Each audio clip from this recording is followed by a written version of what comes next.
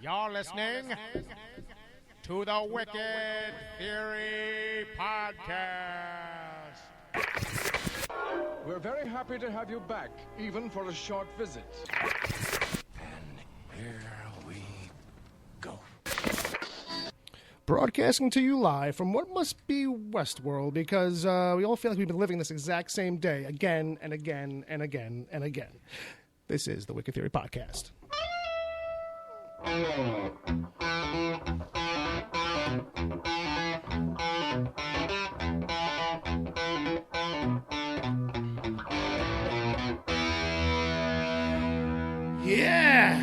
Yeah, ladies and gentlemen, boys and girls, we are back. Here we are. It's another Saturday live on the Mixler. This is the Wicked Theory Podcast. My name is Bill Sweeney, and I put this all together for some strange reason. I got my buddy Ed. Hello, William. All right, we'll get back to that. Bob, how are you doing? That's my brother Bob. I'm pretty good. How you doing? Hey, He's what's live up, on the everybody? guitar. And then he plays a little bit just for you. Ed, don't curse at me right away. Let's just leave it at that. It's not nice. It's not nice the way you start the show. I'm excited to be here. Did someone put you up to that? Was No. that like a... Okay. All right. No. All right. Moving right along. Let's less attention to it. It's just- probably for the best. You were building... Probably for the best. Okay. Well, what were you going to say right there? No, I was going to say you were building up all this excitement, and for some reason my gut instinct was just to cut it off at the Put pass. a pin right in that balloon. It was good. It was good, though. No, Pop it's that fine. balloon. It's fine. It's fine. This might be... welcome to Ed O'Hare's last episode of the Wicked Theory Podcast. In memoriam, like they do on Talking Dead. We're gonna get. I should. If I had that music, I could just cue it up right now. Won't even be explained. No, yeah, just no, just nothing. Just there's dates. Just those two dates when your episodes. You first appeared and you last appeared. All right, this is episode 84, and thanks for listening. Thanks for tuning in, coming in and Please hanging out with listen. us. Please continue to listen. Yeah, please listen. Don't leave. Episode 84. Once again, let's tease it out a little bit. We're going to get to a few things. We got like this thing we do, DC TV report. Mm-hmm. We got a thing we do called Pitch versus Pitch. Yep. We'll get to that. We do some nerd news and related whatnots. Oh, gotta love the whatnots. I like the fact that they're related. You know, I think prefer the what's over the whatnots. it's not quite incestuous, you know, but maybe it is. I don't know. So we're going to get to that stuff. People, if you want to send emails, because that's a thing we do, too, later on the show, you can send them to podcast@wickedtheory.com. Write it down, or just memorize it. Or just think of, just remember, I've said it so many times, that you should just be able to hear my voice inside your head. Like the hosts on Westworld, where they just hear random... podcast@wickedtheory.com. Like that, you just hear that, Yeah. you know, with a little bit of effect, and maybe like Podcast.wickedtheory.com. there you go. Yeah, that little effect being the voice of God. There you go. here's a thing I learned today. That was all three characters. For anybody who, spoiler alert, that voice is Dolores. It's Albert. Bernard and Ford. They recorded all three of them saying it, and that's why you can never really tell whose voice it quite is. And sometimes it sounds more like one of them than the other. And it turns out all three of them were in the mix on that. Oh. That's your little factoid for Westworld today. Gotta love those little Didn't really factoids. plan on any Westworld talk, but it might come up later on in the after show because I don't have it slotted in here in the front, the up front. No. The real Yeah. episode. Well, it's of the probably show. good that we talk about it on the after show anyway, because there's a lot to talk about. Yeah, and it gets we already have a lot to talk about on this We're, show. we're saving it for the back end. Yeah, for the back Yeah. end. Yeah. For You those. know, For those. This yeah. really is the mullet of geek culture podcasts. Yes, that's what. Right now we're doing all business. Later on, there's the party. Party. All right, cool. That's a lot to live up to. Hope you. I got 3 bags of chips. That's what a mullet is. It's party in the front. Party in the back. Party in the back. Business in the Business in front. the front, party in the back. Well, I'm almost done with the official business section. Speaking of, Party on, dude. There you go. So, people, hey, if you're listening to us after the fact on like Monday, Tuesday, Wednesday, Thursday, Friday, that kind of thing, you can always join us on Saturdays. It's a sexy thing we do. We do it live. It's a live, all nude review. We're naked, but you just can't see it. But trust us. Saturday night is the And we do it live. We do it on Mixler. Thanks for listening. Thanks for tuning in. Support us on Patreon if you're into that. Patreon.com/Wicked30. All right. Now that that's all done, basically, I skimmed a little bit of it. Patreon. How you doing? How's it going? I'm good. Yeah, pretty good. You all right? Yeah. You all right? Yeah. How about you? I'm all right. You Yeah. know, just living life. Yeah. You know, digging it. You know, rocking, rolling. This week went by fast. Yeah. Mhm. I guess. Mhm. Not for me. As long as It the was a weekend drag goes for me. slow, I'm okay. Yeah, it was a drag. for me. Like Christmas is in 2 weeks. That kind of snuck up on me overall. Yeah. That feels like it's sneaking up. So I guess Yeah. Like I got to Yeah. do In in the shopping. big picture. Yeah. Yeah. Yeah, you know, but Christmas is one of those things. It starts sneaking up on you December 26th. You know what I mean? You're never Definitely really me. ready for it. You never really expect Yeah. it. And then the day after, it was always like, shit. Definitely should have said that person something. You know? Although December 26th is also the day you go out and buy everything that you wanted, but no one bought you Right. because it's all on sale. There you go. I always find that when I go Christmas shopping, I try to, not try to, but I keep an eye out if there's anything like I see that I really want for myself that I know no one else is going to get me. Right. Like, I've splurged on myself a couple of Christmases Okay. because it was Yeah. like, I was only doing small Christmas shopping So anyway. you go out and buy it for yourself before Christmas. I was thinking maybe you were going to return the things that you didn't want for Christmas. Well, no, there's that too. And then get But what you wanted. Oh, yeah, absolutely. Absolutely. There's that too. But I know when I'm out Christmas shopping, I'll see something that I know, I'll just happen to see it. I mean, it's because I'm here now. Like, you know, I don't care about the sale as much as that. Like, you know, that I'm going to come back. Like, I don't want to come back. You know, if I'm out shopping, I don't want to be shopping again 3 weeks yeah, later. that's true. You know what I mean? I can't handle it. You know what I mean? It's like me with grocery Too much shopping. for you? It might be a guy thing, but like I suck at returning shit. Like, I won't return shit. Like, I'll just whatever. Well, because that Never use it. for whatever guys, it is. it usually means you made a bad decision and you don't want to admit to it. I don't think it's like that. You It's can't just admit to it 'cause laziness. you can't. You know, it's not something you can man up to because. I mean, maybe for other people, I could see some guys being like that about it, and that's maybe where that comes from. For me, it's just laziness. It's just like, I don't want to go back. It's like, whatever. well, you Fuck also it. don't drive, so it's not easy for you to go back. Well, there's that too. There's that too. I don't think I doubt that the driving would affect that particular aspect of me. Other aspects, sure, but I really feel like I'd still be like, fuck that. I'll just never get around to it. Yeah, so there's that. So if you do give me something and I don't like it, hey, don't worry about me returning it. I probably won't. I'll probably just deal with it. He probably won't even throw it out. Well, yeah, that's what I'm saying. It'll just be there. I'll have it. Don't you worry. So here's the thing we can do. You know, I was thinking about it. We got some people in the chat room. Who we got in there? We got Wyan Wesley. That's Wyan Wesley. That's what I was going to say. Yeah, thank you. Gaskins. Yeah, sorry, buddy. Chad. We got James. And, Brizo. And Brizo, all the way from Scotland. Aye. Hey, Evidently, he's on a bus listening to us. Oh my God, bless you, my son. Thank you for joining us. So here's the thing people can do if they're in the chat when they want to play around. You know, I just figure we bring the hashtag games over here. You know, we did a whole bunch of them over on 7 Days a Geek for the Podtoberfest. We were only really doing it as a game during show, like during that yearly thing. So what were you saying? I won a couple of them. You did. But so for the people who are in the chat room, if they want to play around, keep themselves busy, why don't you guys Star Wars a TV show? Hashtag game Star Wars a TV show. For example, like the Fresh Prince of Sky City or 2.5 Droids. So those are your examples there. You know, hey, I'm not saying mine are funny, but yours might be. So, and it gives you some guys something to do, something to play around with. Have some fun with that. You know, and we'll read them out a little bit later. We'll try to avoid, you know, chuckling about them off to the side. I'm going to try and stay out of the chat room. It's a big distraction for me, and I feel like that's lately where I've been getting lost. Yeah. In the show, like not really kind of staying on mission because I'm sitting here going through the chat. In the after show, maybe it's a little different, but like I feel like during the podcast proper, I should try. I'll do my best. Well. Yeah, that's fine for you because you're over there doing your thing. Yeah. I'm over here running this other kind of machinery, like, you know. Speaking of which, I am putting out a couple of quick social media fucking tweets. Oh, okay. Because tweets. I realized I should be using slacking off. Is that what's going on? I don't know. I don't know. Is that why you're doing that? No. I was going to explain why I was doing it.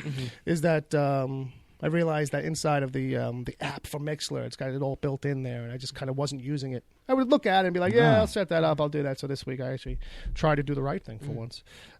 Speaking of doing things, do we have anything for the meanwhiles? Yeah, I got something. I think we got a couple, right? Meanwhile, So I watched something like right before I came here today. Yeah.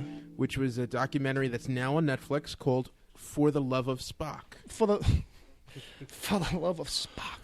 All right. What is this? It's a documentary. Wait a minute, about Dr. Spock. That the baby doctor. Yeah, the baby doctor from the 80s. No. Oh, That's more like the 60s. fair enough. 60s, 70s, It was 80s, the 80s probably. because our parents read it in the 60s and the early 70s. So they were still talking and they about were still using it through the 80s because Right. it wasn't like today where something is good for 5 minutes and then something else comes along. Ain't that the fucking truth? Holy shit! All right, so speaking of, I detracted us. Yeah, your So documentary For the Love of Spock For the Love of Spock is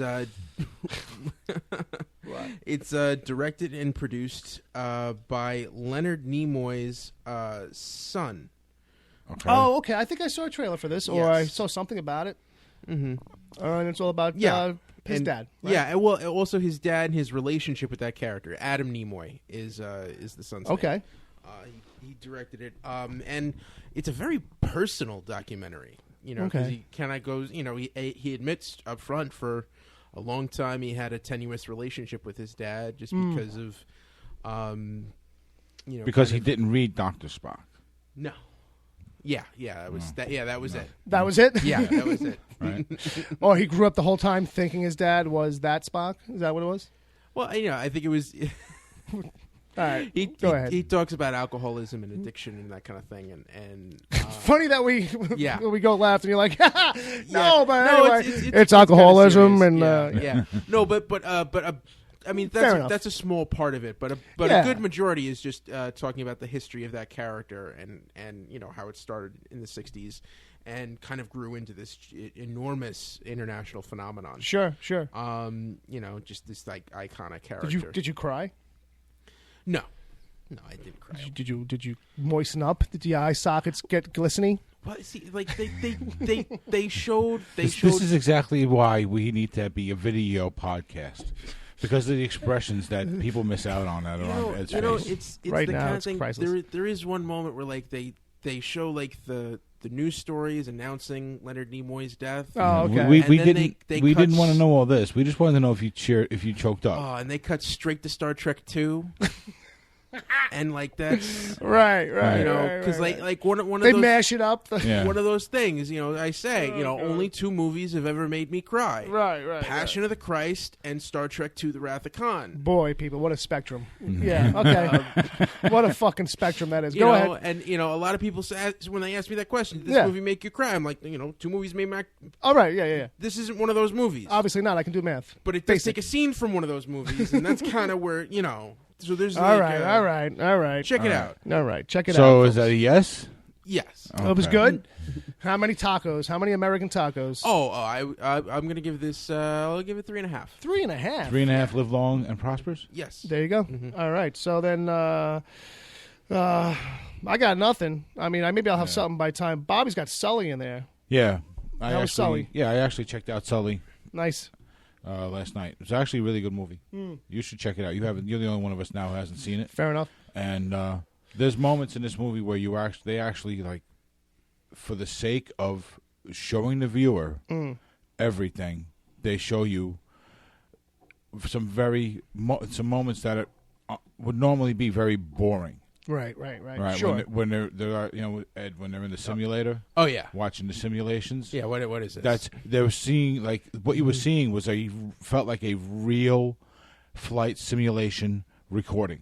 Okay. Video recording. Sure. I mean, so it wasn't Hollywood. It was very dry. Right. And you saw the whole length, like the whole 208 seconds Right. And you sort of real time being kind of a thing. time thing, and this was done several times. Okay.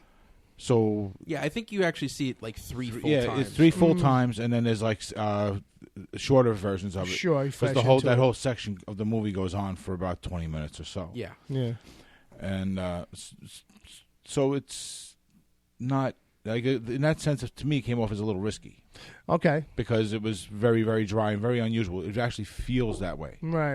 You know, the presentation of it Yeah. overall So is it's kind of like like- a different thing. So yeah, so All right. and that goes to Clint Eastwood's style of directing, which is just show it. Right.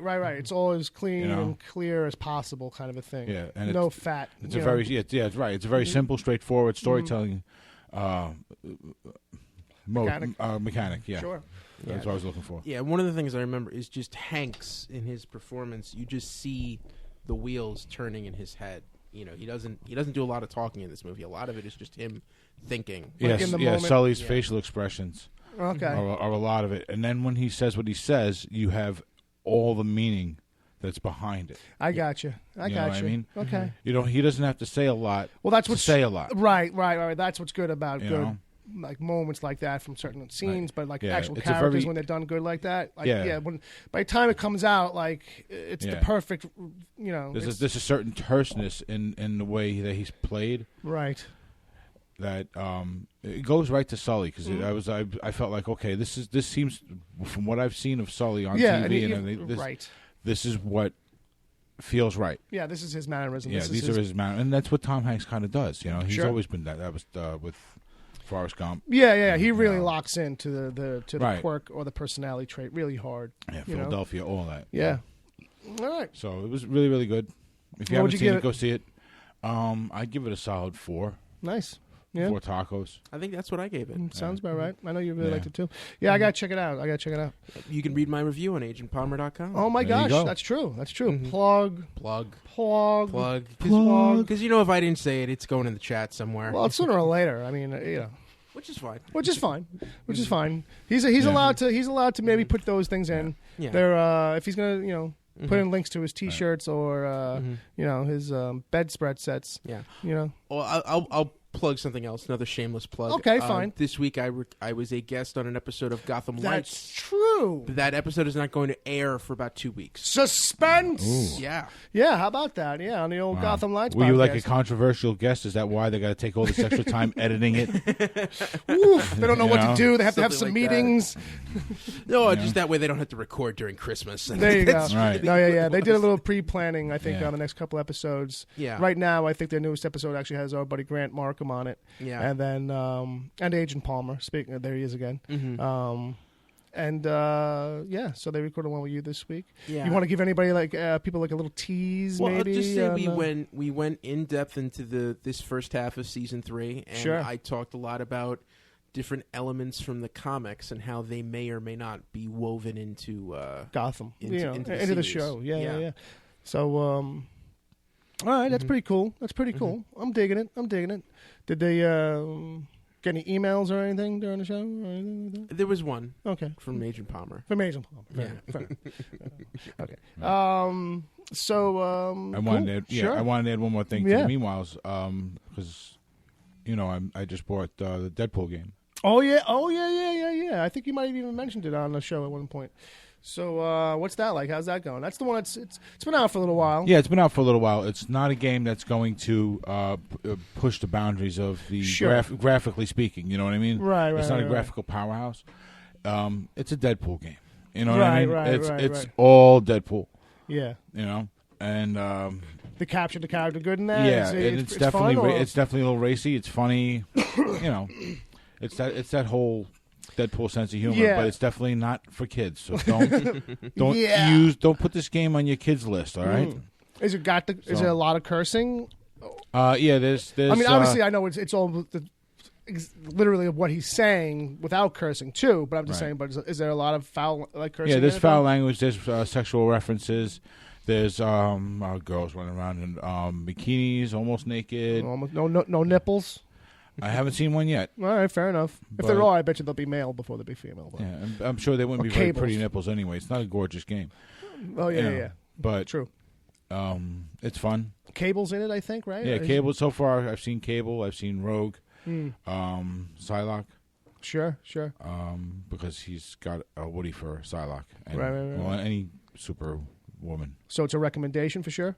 Yeah, if it's definitely an action game. It's a shoot 'em up. It's a fun thing if you overlooked it when it came out at the time. Yeah, if you're looking for a release, this is a fun game. There you go. You know what I mean? It's not it's not a brainy game. Right. But if you're looking for something fun to rip through, that's quick, that's exactly it. And then you rip through it on easy or normal mode, and then you go back and you try and get, because you've unlocked most of all the stuff. But now you can go back, and it's got tons of upgrades. For there's got to be about 10 or 15 different weapons. No, very nice. So between that and all the player upgrades for the character, right. you can't get them all. I don't think so. Okay. They're not making games long enough, even though I haven't played through. I'm getting the sense that this is where the replay value comes in. Sure. So you can get some pretty fun stuff. It gets gory, it gets dirty. Nice. Keep it away from the kids, but don't worry about playing it in the dark. It's not that bad. All right, cool. So it's a strong recommendation. Yeah, it's a 4. If it was graphically better, it would be a 5. Oh, all right, cool. So I'm definitely giving it a 4. Yeah, I never checked it out. It's probably for both. Most people will probably give it a 3, but I like Deadpool, so I'm giving it a 4. There you go. Okay. How about that? Who doesn't like Deadpool? You know what I'm saying? Oh, yeah. Probably Ed. Especially after the movie. Exactly. Yeah. I like Deadpool. Yeah. Oh, yeah. Maybe. I don't know. I like Deadpool. I don't think he aligns with your worldview, but whatever. Well, he does kind of resemble a couple of DC characters, doesn't he? Well, you know, maybe not, if not visually in scope, like personality wise. Well, it's all kind of in some levels. You know what I mean? It's all two. Yeah. Well, They all steal degrees. from each other. Yeah, exactly. It's all slight degrees of separation. I mean, DC has like Deadpool like corollaries, like characters they'd like to think are similar to Deadpool. Yeah, like they think Harley Quinn is like Deadpool. Harley Quinn or Booster Gold. Right. You know, like they're in that funny kind of rambly arc, and also kind of like anti-hero. The way they hug the fourth wall. Yes, that too, Right. especially. Yeah. All right, so I think we're gonna start sliding over into the news department, maybe. Oh yeah, into the land of news. we got some news. Some news. News.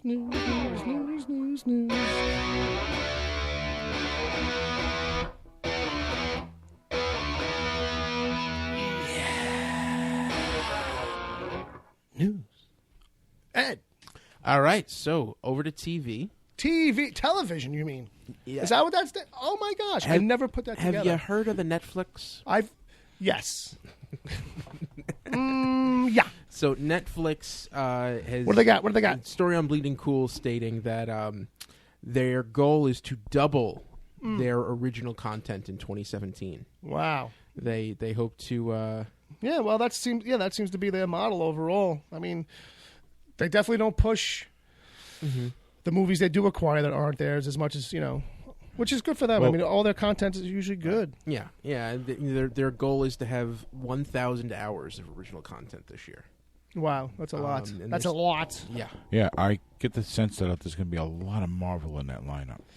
Well, there's Marvel coming. Yeah, there's room for DC now too, guys. I'm sure. So, well, you want to it's start on doing there. some DC stuff on there, some serious stuff. Ooh, some original stuff. That would be nice for DC. Yeah, I wonder what Marvel would think about that. It would be a good idea for them to make at least a place, use this as a place where they can experiment and push the edge. Right, That's push the edge of too. certain characters and stuff. They probably won't do it because it's so Marvel tied. Like, you know what I mean? It's like I don't know how that would go down if they were to make those deals. I don't know if it's that big a deal even for them as no. They might make a any deal companies. with Hulu. Well, that's what I mean. Like that's Right. where I wonder where they would go necessarily. Like if they would do Netflix, even if like that deal would even happen. I kind of feel like it wouldn't because people are just kind of prissy. Maybe. So, but anyway. Fucking, they should find an outlet though. They should find their component. Put Lobo on there, man. Oh, come on, do something with that guy, Really? would you? I mean, granted, the budget. You know what I mean? Sure, but Lobo would be awesome. come on, imagine a sci-fi show kind of like wrapped around Lobo. Right. Like, you know what I mean? Like that's the hook. Right. It's kind of like Wolverine. Deadpool without the humor. It's Deep Space Wolverine. Yeah, in, right. Like in a way, like you know what I mean? Yeah. But even Deep more, Space even more Wolverine. roguish and scampy, and dirty. Yeah, didn't he rule a planet at one point in the storylines and stuff? Well, he's the last Azarian, man. He's the last of his people. The last Zarnian. Zarnian, rather. Yeah. Zarnian. But it's weird because I feel like Jeffrey Dean Morgan. I feel like is perfect for that part. No, they would probably get someone like what's his name? Now his name is escaping me, but he's The everywhere. Rock. Well, that was No, that was they one would of probably the, want to do The Rock, but Yeah. what about what's his name? Who was the original Beast? Hellboy. Oh, Perlman? Yeah. Ron Perlman. There was a time. Yeah. He's getting up there a Yeah. little bit, but there definitely was a time. Yeah, but Lobo's kind of like He fits it. Weather worn. Don't get me Yeah. wrong. Yeah, He yeah. fits it. Yeah, absolutely. I mean, Like, he's already played a biker, and It's that's Lobo. Yeah, well, pretty much. I feel we need that's the thing. The guys that fit that mold overall, Yeah. like really good actors who are big, muscular, like Yeah. Right. they're few and far between. Yeah, and that's the the problem. ones that are out there are old now, like Arnold. Yeah, or they'll come out of Stallone. wrestling and they're a little rough on the edges. Yeah. Like I don't know. It's so, John so Cena never really made it. like I was saying. Like I was just gonna say to get tangential for a second. Like John Cena's got a trailer out right now in this movie where he plays an army ranger or soldier out in the desert during some Right. mission, and basically they get pinned down, and his Oh, the whole movie The is Wall. That's the the name wall, of the movie. and the whole movie is on this hook of he's shot, he's in the middle of the area, the other guy is pinned behind this small stone wall, and Who's, there's a sniper, waiting to pick off either one of them, and so the whole movie is wrapped around them being locked down like that, and John Cena's the guy in the middle, like who's pretending to be dead basically the whole time. Okay. More or less, but his buddy knows, and so it's this whole not to get too deep into talking about that, but Right, just in right. general, I'm just like, oh well, John Cena can act, I guess, if he just stays still and lays in one spot. So, all right, what's next, there? All right. So for Walking Dead, Yeah. Robert Kirkman was on Conan recently, Okay. and evidently some colleges have been offering entire courses just focusing on The Walking Dead. Yeah. I guess this is like media studies, TV. Yeah. As Kirkman, what he thought of it, and his quote was, "It's flattering, but stupid." Well, he's kind of right. I mean, it all seems stupid from the outset, but it's an analysis of anything. I mean, but yeah, if you're gonna, how many credits are you gonna get for that? 3 credits. I don't know. Is that too much? If you're studying the book and the show, and that's an English lit credit, like or you're in media studies, I could kind of get that nowadays to actually be a thing. Like it's Yeah, I've done adaptions and it's all this kinds of stuff. It's on the creative end, I would actually be like, well, maybe I would sign up for that. Maybe you know what I mean? Right. Like, finally, give me a reason to go back to school. But a lot of those classes, I think he's coming from the place where a lot of these kind of college classes feel superfluous. He was just talking about in the percentage that's going to take up of your college debt. Right? Yeah, dollar for dollar, how much is this costing you? Yeah. All right. So, and at that point, you've probably already bought the books, Yeah. or season. You spent enough money. So then next up is Conor McGregor. Yeah, you watch Game of Thrones? I do watch Game of Thrones. Yeah, we haven't talked about that in a while. We haven't. We will be. Yeah. But it's one of these things where it's like, I feel like unless shows are on or coming, it's hard to kind of, Yeah. get all up in it. So anyway, UFC lightweight champion Conor McGregor Yes. has signed on for season 7. He's been making kicking some serious ass lately, and has come up in a big way, I think. Yeah. Well, he's this really big, loudmouth, braggadocious kind of guy. Right. Right. Who's a lot of his press conferences, pre-fight press conferences, are more interesting than the fights themselves. Fair enough. Okay, fair enough. Well, Fair enough. usually MMA fights last about 30 seconds. Yeah, and almost always at the very least the the weigh-ins are definitely entertaining on those. Yeah. More prone to fucking fights than like major regular boxing. Like, you know what I mean? Right. Yeah. I feel like someone's gonna die at an MMA weigh-in. At a boxing weigh-in, There's more I feel potential like, for it anyway. Yeah, I feel like at a regular boxing one, someone will get a cheap shot. It'll be some scuffle maybe. But yeah, it reminds me of more like Mike Tyson being let loose in the room. Like 2 Mike Tysons are in the room for some reason. Like, it just feels like that. Like there's more propensity for mayhem. But yeah, so he's coming to Game of Thrones, huh? Yeah. Wow. I'm sure he'll play some nasty bastard, because that's a show full of nasty people. Well, Generally it's speaking. also Well, they're going to play to his strength, Yeah. character-wise, because they don't want him to fail, because that would make the show look bad. So, so they're gonna give him a character that plays like he plays in his press conferences. yeah. Well, you would and think also, so. He's Depending got on his acting chops, I guess, he's got a thick Irish brogue.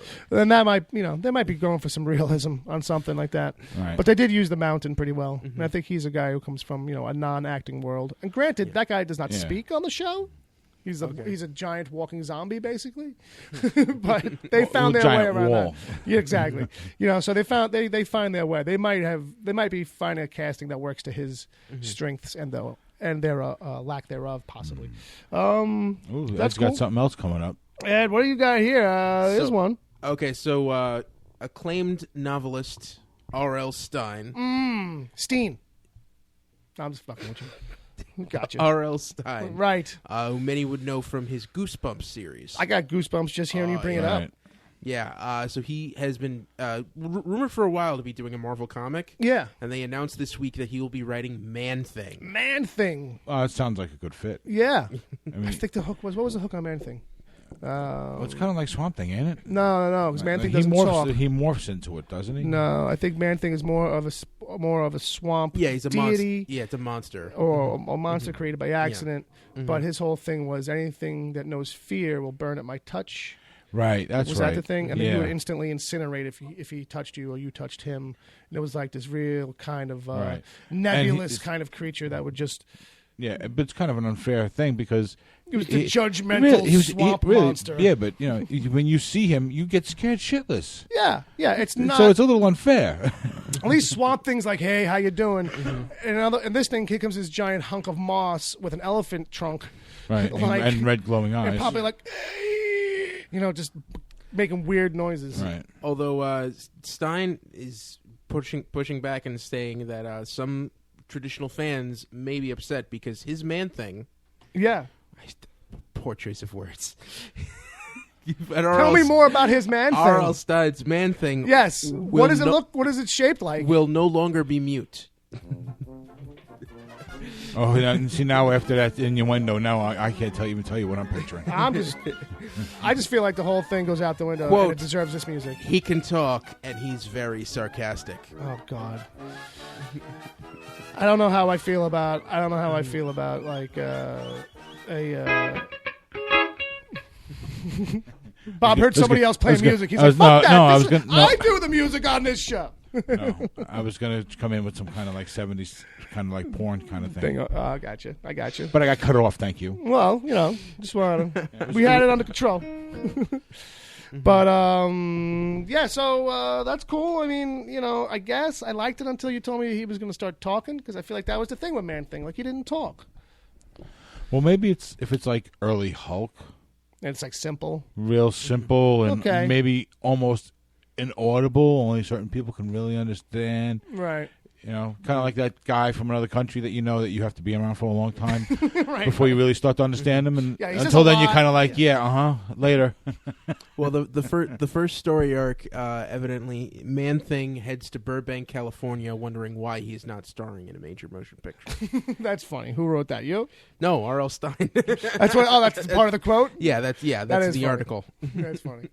If that actually happens, we're in trouble.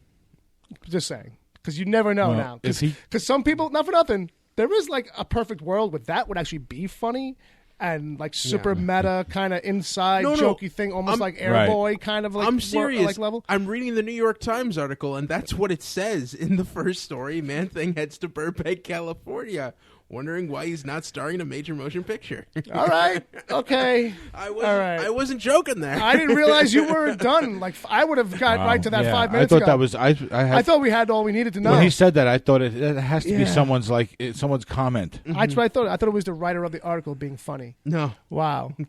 All right. Well, I guess it's going to be in the realm of Howard the Duck now, Yeah. where it's kind of like quirky comedy thing that Yeah. I just said was actually a Maybe- good idea. Now I'm nervous about. Yeah, That was a maybe. pretty quick turn.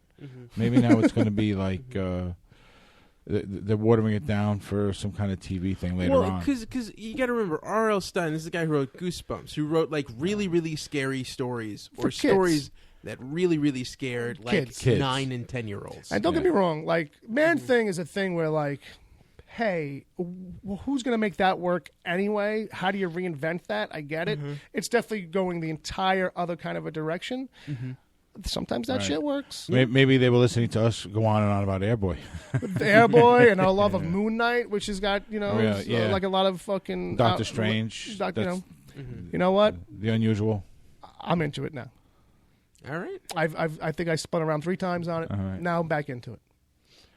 Cool. I give it a bell. All right, what's next? So, remember that book in my meanwhile last week, Scott Snyder and Jeff Lemire's AD After Death? I do, and as a matter of fact, when I got to the shop this Wednesday, it was in my pile. It was waiting for me. I flipped through it, but I didn't read it because I didn't have that much time. I only had time for a regular comic. So Sony just optioned the film rights. Nice. Very cool. All right. Very cool. Which means nothing. Right. Well, I mean, which means if you want to, go to your local comic shop and see if they have a copy laying around. That means they like the idea. Yeah. Yeah, that's about, true. That's about it. It's true. It's true. They were willing to pay X amount of money for some rights for a limited time to work it out. You know, open the door, which is nice, though. Yeah. Someone thinks this is interesting. Yes. Right. Right. Very well put. Yeah, and there's the producer Josh Bratman who worked on Priest and Fright Night, who was attached to produce the adaptation. Fright Night? Like from back in the days? No, the remake. There was a remake. You know what? I should just know that. Like, anytime I hear anybody nowadays Yeah. get a credit for a movie that I think is from 30 years ago, I should just know that it's just about has a to be a remake, remake. that I didn't know about. Yeah. You know? Right. Unless they're talking about something like Citizen Kane or Psycho. Right. You know. So, well, there's Well, a remake on never mind. Psycho. Never mind that. Forget I said that. Fair enough. But I know what you meant, and you're right. All right, so where are we? What's next? Are we moving on to the next thing? Yeah. All right, next fair thing. enough. So, But anyway, no, yeah. So just on that, real quick, is the thing is that, like, you know, that's a very different kind of a presentation for a comic book. That's like half prose. You know what I mean? So it'll be Yes. interesting to see how they end up adapting it. I haven't even read it, but I know it's one of these things where the story has got some depth to it. It's thicker and longer than I think of a regular standard issue comic. It's only going to be 3 issues, but the issues themselves seem they're like tabloid magazine yeah, size. it's a little oversized. It's cool. It's cool. It's different. But so I'm excited to actually dive into that book and then see more from I'm that. interested because it's kind of got Scott Snyder's scope. You know, just that sense that, you know, and he's really good with horror stories in this way. That sense that you're not getting the whole story here. I got you. And Snyder has that really interesting offbeat art style that's very slice of life, almost like looks childlike, but still very well put together. All right, very good. Like if has very much of a sweet tooth vibe to it too. Okay. But the next story, moving on to movies. Meanwhile. I'm surprised this stayed in here, but I'm going to read it anyway. So James Gunn was interviewed recently, and someone was asking him, you know, how did Star-Lord still have that cassette player in Guardians of the Galaxy? Because you see him listening to it. Sure. And then the question was, how does he have a tape deck in his ship if he hasn't been back to Earth? Yeah, in but 20 this is a years? thing everybody's been pointing out for a while. Yeah. Okay. So basically, Gunn, you know, Well, what's to say he hasn't gone back a few times? Well, there's that. You know, All right, he's so in what a is- giant spaceship. So what is the official? What does he say? so the official thing is basically he made it with largely with parts from Junkers. So he's just been lucky enough to I've taken. You know how many tape decks I've taken apart for the artwork bullshit that you see around this apartment? Yeah. Like just scads. Like tape decks actually turn out to be Tape like decks, really. VCRs. But mostly tape decks turned out to be really the thing that I needed to make those masks, those flat pieces. Like they come from in between where the buttons kind of they're flat and they slide around inside Okay. against each other. Point being that these things, they're all kind of metal, but they have a lot of finer pieces that are plastic. And when I take them apart and I see actually why they broke down, usually it's that or it's the rubber band is snapped. Yeah.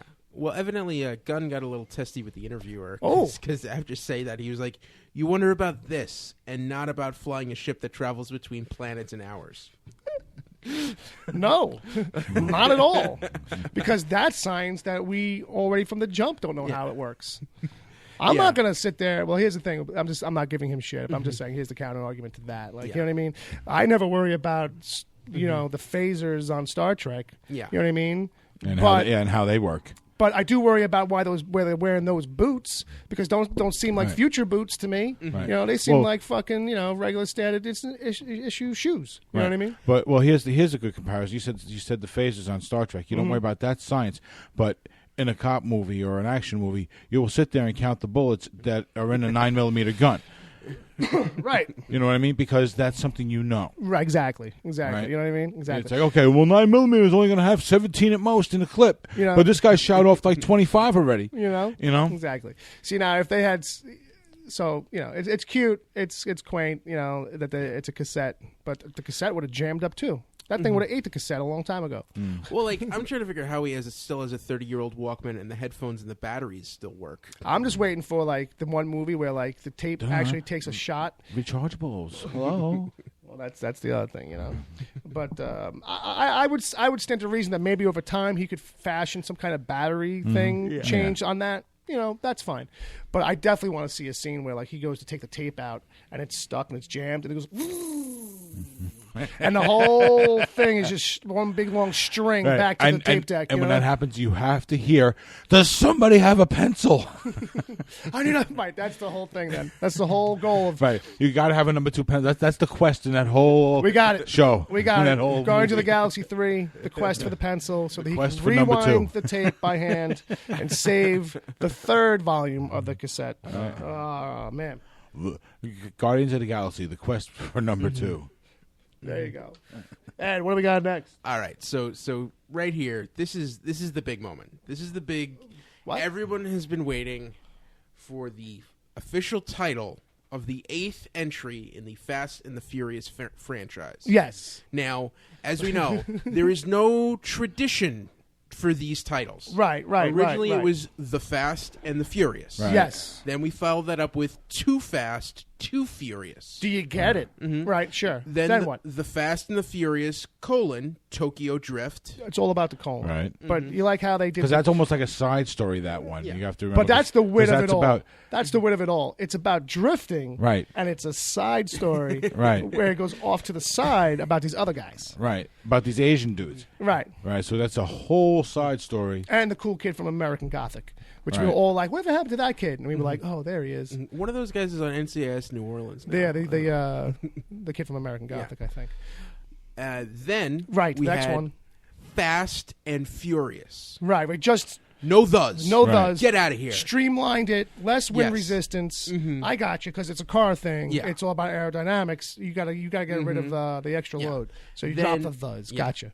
Then Fast 5. Because it's got That's technically 5 the 5th movie. and probably only got 5 people. Yeah, we're gonna blur by you. Right, Right. right. No sense of us saying the Fast and the. It's just And Fast 5. And if you reduce it down, it's probably only about 5 minutes story. You know what I mean? So the Yeah. rest of it's just scenes, just chases Yes. and shit. Right. All right. And then what? Fast and Furious 6. All right. So Right. okay. I got it. Okay. I follow. All right. I follow. Then Furious 7. Just now, we're just angry because we're tired. Well, we're older. they're not fast anymore because they lost one guy. He died. Right, in real life. right. We can't get up to speed, so we're angry about that. Our So, thoughts and yeah, prayers. they're not going that fast anymore because he crashed the car. Right. We're just furious. And is that the one where he died? That 7? He was filming that when And he died. Right, So we're right. just furious about the loss. Right, he did a Brandon Lee. Sure enough. And now. Right. And now the new one. The moment of truth. Yeah. Can I get a drum roll, please? The fate of the Furious. Oh my God! Are they all gonna die? Dum dum dum. By the way, before we get too into this, I just want to say that drum roll and the timing, that was awesome because neither you nor I were actually waiting for his cue. But he gave it. It was solid. Right, he gave We it did at the something exact same good. time we stopped. That was special. That was not planned. It worked well. Anyway, go ahead. Fate of the Furious. Fate of the Furious. All right. Well, there it is. Fate of the Furious. Now there are supposed to be 2 more. At least that's what Vin Diesel says. Oh, so the fate is it's not over. The fate is it's more to come. So should we predict now what 10 and 11 will be? Because this is 9 now, right? This, Oh, this is 8. this is 8. Fate is 8. Oh, fate is 8. They just couldn't. Oh my God. Do they do F8? No. Oh, no. you know they thought about that. You no. know they wanted to do F8. Oh, come on. Nope. Fate of the Furious. Come on. You know they wanted to. They should have. They should have. And you know, also known about 10 years, some guy who was not in his whole group of watching these movies, who doesn't know the name of this movie, is watching on his cable, is looking down to see what's on. He's going to put this on thinking it's something else. Do you think it makes? How about this? Do you think it becomes a problem, like if you're trying to find any of these movies? Yeah. Like in listings or like in lookups. There's no rhyme or reason. That's what I mean. No, but it's funny because you can usually find about at least 3 of these Yeah. on cable at any one time. That's the thing. It's almost like it's almost like Law and Order. All right. Spike's Fancy always Cars running unit. one of them. Then you got what other guy? Macho Channels. Yeah. Sure. See, I always thought it was confusing because the Final Destination. I want to movies- see the Final Distillation, though. Yeah. Thank you. The fourth and final Yeah, Destination yeah, movie yeah. was called The Final Destination. And there's a reason why, but that's a whole Yeah. different thing. yeah, but if you like, watch it, but you then know. Because the directors and the producers all died in the movie. when the Fast and the Furious came up with to their fourth, they Yeah. actually decided to drop the thes. Right. So it just confuses everybody. Well, there you go. And then a sequel is just called Fast and Furious. We Two can't. movies We later. the logic is impenetrable. Oh, It's God. just about doing something different every time now. You know. So let's move on to the reboot report. Okay. Yeah, so the reboot report. Now I'm sorry, but now I want to know what the next 2 are going to be named. I think the next one is well, they already dropped the Fast, so now they have to go back pick it up. Maybe we should ask the guys in the chat room to come up with the names of the next 2 Yeah. What do you guys Fast think? and the Furious Fair movies. enough. Fair enough. Since they don't have to follow any rhyme or reason, guys, just come up with something catchy for the 9th and the 10th movies. There you go. There you go. I'm sure you can figure out a way to play with the wordage. Yeah. So So in the reboot report, what do we got? So Greg Berlanti Yeah. of DC TV and other fame Yeah. has been tapped to direct a remake of Little Shop of Horrors. Little shop of horrors. Yeah, I remember it. I remember it. Yeah. Okay. Suddenly see more. Something like that. Which yes, Suddenly I'm deaf. that was actually a remake of a Roger Corman movie from the 60s. Right. Right, which well, was a remake of the show, right? Or the book. Or The play. something. Yeah. Play, Music. Right? started as a musical, correct? No, the musical actually came much After. later. Oh, okay. Oh, yeah, okay. that came after the first movie, Oh, but not the second, right? Right. Right. So Okay. there was the movie. They made a musical. Then they made a movie of the musical. I think the musical was actually a remake of the second movie. Like it Fair was enough. a movie first, and then they did a Broadway version like years later. I think that's what it was. All right, fuck it. Unless Who I'm cares? wrong. Who's doing it now? Berlanti? Yes. Is anybody going to be like shooting stuff? Is Mm-hmm. it going straight edge? Are we going serious horror? I want a dead serious horror out of this. I don't want any camp silliness or music. I want to play it like Alien. That would be the Rob Zombie version. Yeah. We get it all from the plant's point of view. It's all about the plant, which kind of like the one with Rick Moranis is kind of basically that. Yeah, it's kind of like that. It's just all about the plant. Feed me, Seymour. Feed me, baby.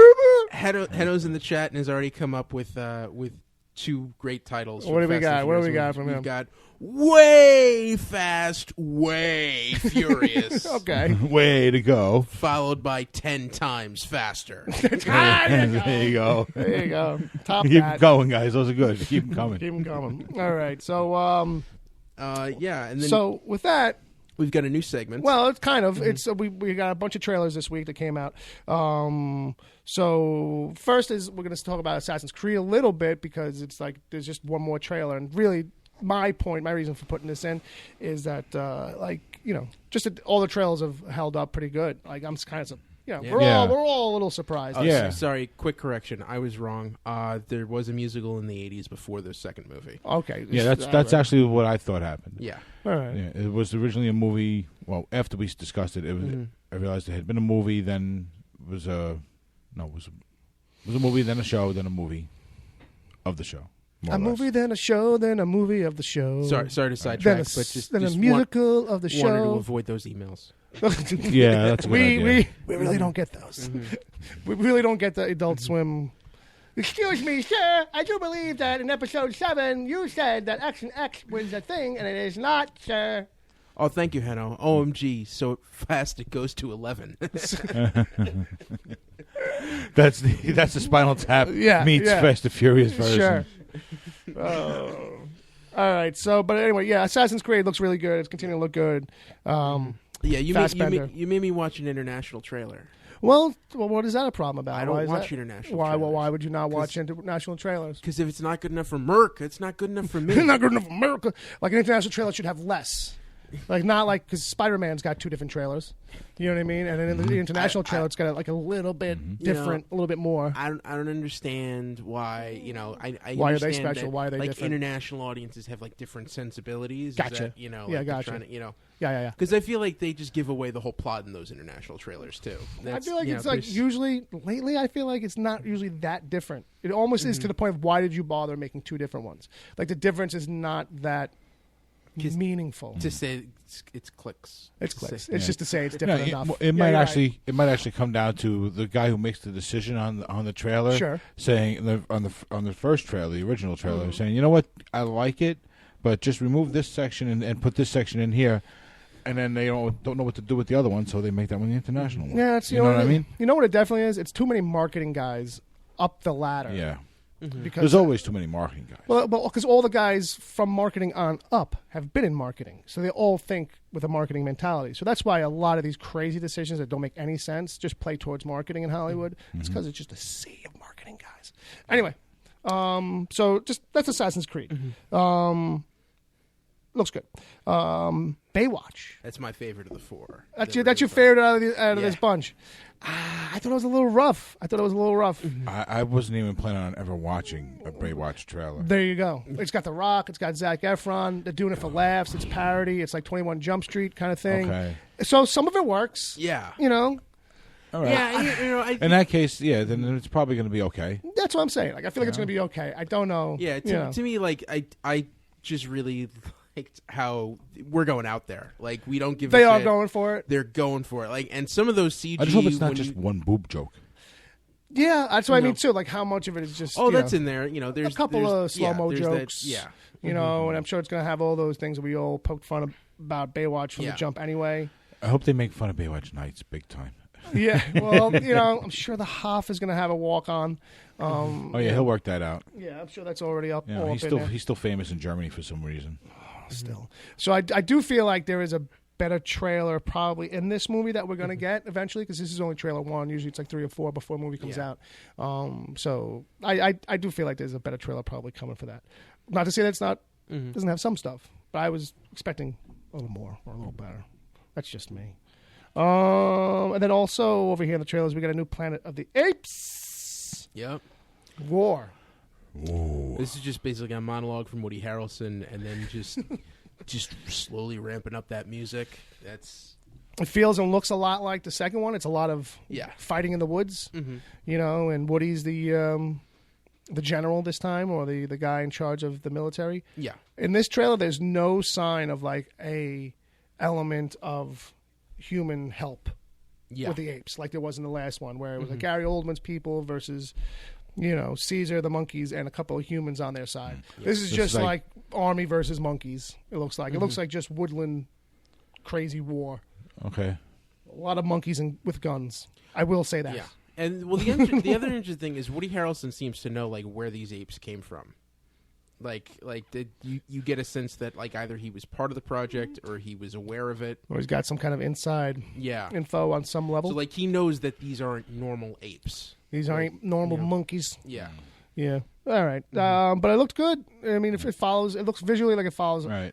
echo a lot of the second one, the last one. I'm just curious if they're going to keep going with this storyline, like from the originals. Yeah. Just how far they're going to go. Are we going to see the monkeys walking around in little huts, Well, that's the talking thing. to each other later You know, on, Yeah. standing upright, riding horses? I mean, we're going to get that far. That's the thing. Like, not You at know, this I mean, pace. scientifically, we could. Well, it's just not at this pace. I feel like even though these monkeys are doing a lot of very humanistic stuff, at the rate we're going, I don't think we'll end up where they're like in the movies with Roddy McDowell, like very human-like, very humanoid, and with a council and this, that, and the other thing, or even as Right. human as they were in Tim Burton's version, because Tim Burton kind of rolled it back by like there a was half still there or was a quarter. it's not quite as realistic kind of as this, but in between. Why you got to bring that up, Bill? Yeah, that one was kind of Is bad. that an inappropriate inappropriate Bell? All right, points Why- against me.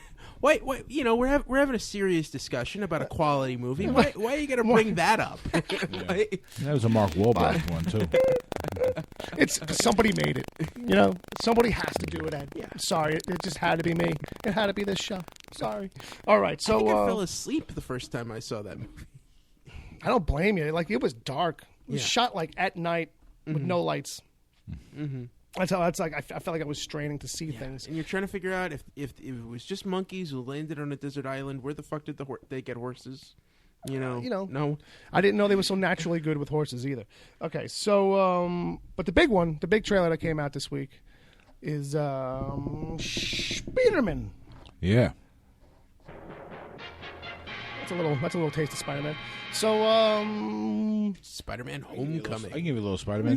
Bobby's got a little Spider-Man in his pocket, I think. But Spider-Man. Wugga, wugga, wugga, wugga. Yeah. How good did that look, Ed? I liked it. I thought the music was really good in that trailer. I liked it. I thought there was a little too much Robert Downey Jr. Yeah, a little bit. But, it's a little Rob but heavy, but I think we're not going to see a lot of him throughout the whole movie, though. No. I think we're seeing pretty much overseeing of him in the trailer. I kind of feel like that too. You had 2 seconds of Michael Keaton, and that was perfect. And that was enough. Yeah, just a glimpse. Yeah. Glamps. I like that though. I like that. Glamps. Someone put a definition on glamps in the chat room. Yeah, I like the sense that we didn't get anything from the third act in that trailer. Which Yeah. It's possible too. There's a lot of Well, that glance, that glamps of Vulture could have been from just about anything. So at any point in that film, like you just don't know. It's all over a little bit, but there is a decent amount of stuff with him. Right, there's a lot of teen angst going on in this one too. There's definitely a lot of teen angst, which is good because the other ones I don't think had enough. Yeah, he was a little too comfortable. Right, and also he's not the right kind of cocky in a way, like Like, he was almost a little bit dickish with Andrew Garfield. And none of the Toby stuff ever really kind of landed quite right in a believable way. And this kid kind of, like, I don't know. I feel like I went to school with this kid a little bit. Like, you know what I mean? I feel like I know this kid. Right. I get the feeling that he is being a little bit of a dick in the trailer. But I think this is part of the learning that he's going through. Yeah. And we're going to see him drop that by the end of the movie. Yeah, I don't feel it as no one wants to not like Spider-Man. Well, there's that too. Mm-hmm. But so you do get to see him a little bit, some quick flashes of him wearing the homemade suit that he was wearing real quick in Civil War. Mm. So this movie, although it's like some questions about like when does it take place in relationship to that, because you see him look on a laptop and see like he must be rewatching some video footage online of the fight at the airport from the end of Civil War, and. So it must bounce around a little bit, you know what I mean? So it's just going to be cool to see. So it's not like we're going to get a full straight origin. We're kind of picking up with him after he goes back to school. There is a quick shot of Gwen Stacy in it. You blink if you miss it.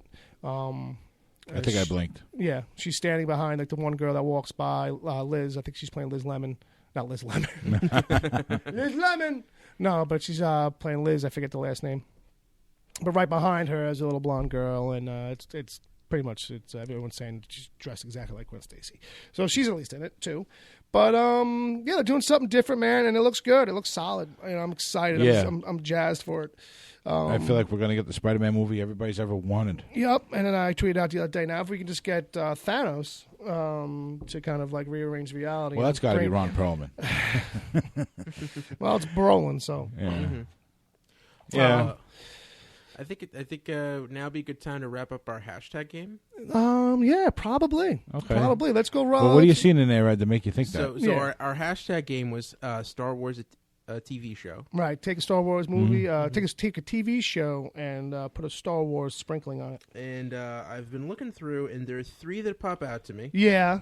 Which are from Chad and V. Okay. 2 Broke Rebels. That's pretty good. Mm-hmm. Then we had our friend Jay over from Monkey Poo Studios. Jay! One Tree Sarlacc Pit. One Tree Sarlacc Pit? Is in One Tree Hill. Oh my God! Okay, I didn't. Yeah. Okay. Very good. Very good. Very good. Okay. And very good. Evidently, the chat room decided on a winner and then stopped playing the game. Oh, okay. All right. All At right. one point, because Wesley Ryan Gaskins threw out, whose blaster is it anyway? Oh, there you go. What about My Two Jedi? Very good. There you go. So that was the hashtag game. Whose blaster is it anyway? West for the win from Chad and the others. All right. So did we have any more Too Fast, Too Furiouses in there? Or Seriously, Furiously Fast? Seriously, Furiously Fast. From Monkey Poop Studios. That's from Jay. That's pretty good. All right, How about Too Fast to be taken seriously? There you go. All right. So, Too Furious to be taken seriously? I think it's time for the real moment everyone's been waiting for. you think so? I mean, I'm not sure. The moment everyone's going to check out. No. All right. Everyone's getting ready. Okay, it's time to leave. We'll come back in like 20 minutes. So we talk about which one you talk about? You talk about. Well, we're You like that? It's the remix.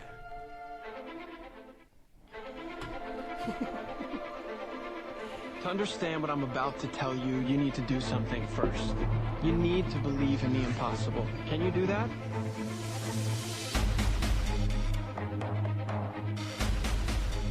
Welcome to the DC TV recap. Yeah. For the week ending on December 10th, 2016. All right. I'm Edward O'Hare. You are. Nickname to be determined. Oh my God! Get And to I'm, it. I'm joined by Bill Sweeney and brother Bob Sweeney. Uh oh.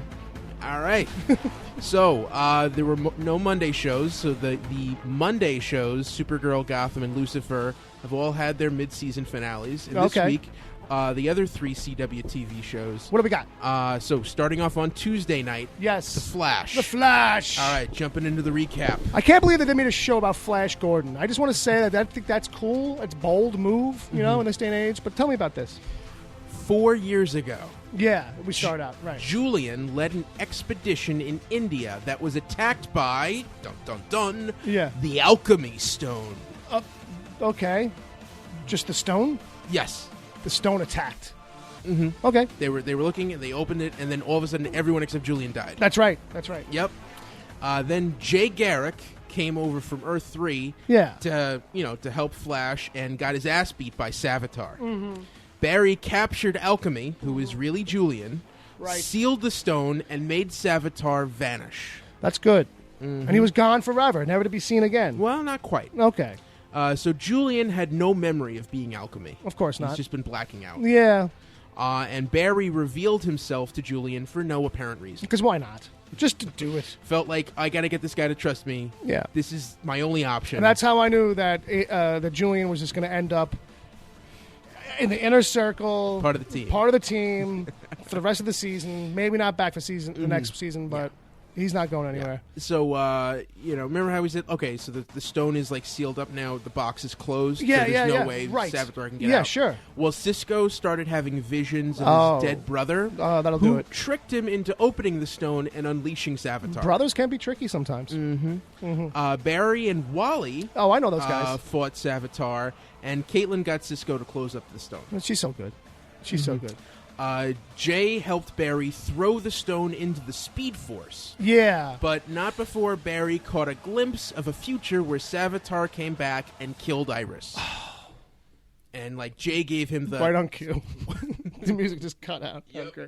All right. Yeah, so, Barry's all depressed, what am I going to do? And Yeah. Jay's like, you don't know that's the future. Right, yeah. Meanwhile, it's like, no, it's pretty much the future. But, Yeah, so I guess so, we'll just be you know. waiting all for the rest of the season to get to that Yeah. moment. So after that And big... Barry will just be crying Yes. and his frustration and suffering about what am I going to do? I gotta prefer. Whoa, hang he's on. gonna be holding on to this secret for so long, and then Iris isn't gonna know, and No, then no, eventually no. Iris is gonna know. That's the Wednesday show. That's not this show. What? That's Arrow. That's not Flash. That's what I'm talking about. Flash. Yeah. No, you're talking about keeping secrets and having things built in and not talking about Yeah. it. Well, that's what I'm saying. That's what Flash is gonna do. I'm saying. Yeah. Yeah. I know it doesn't fit the mold. Yeah. Usually, Flash there's talk about Well, everything. I mean, just as a perfect example. It was Okay. After this, you had all that big, you figure, okay, so something, we're going to be down now. No, we threw a Christmas party. Go with that? What's going to happen is at the end of the season, we're going to see the Flash. Okay, put on this suit, and well, not the Flash put on the suit, but Iris is going to put on the suit. Okay. Something to protect herself bulletproof from vest. some kind of vest that's going to neutralize the attack and make it look like she's still being attacked. At the very least, Bob's got a point that the pre-knowledge might help squash the whole thing in the moment. So anyway, Because I do follow with that anyway. in this episode, And okay, yeah, right. After- back to now. yes, after all that dramatic tension, Sure. uh, You say we dramatic? did not wallow in self-pity. There was a Christmas party. A very dramatic Christmas party? No, a real big fun Christmas party. See, Joe kissed his new girlfriend, Cecile, for the first time. Finally. Wally got a Kid Flash costume from the Oh, can I just say I was really hoping he was going to get a different fucking costume. Because I just want to know, how does everybody know exactly what the costume in the other dimension looks like? game. They didn't. It was just like, that's the costume that they thought fit. Barry made it. Sure. Barry made it. There you go. Bob's got it. At least Bob's following logic and continuity. Of course, Barry made it. He's the only one who saw it. So sure. And that's why it's all loose in the forearms and wrists. Yeah, Which Barry's makes a no seamstress sense. too. You didn't know that? Well, I mean, who do you think put all the accoutrements on the suit that he's got?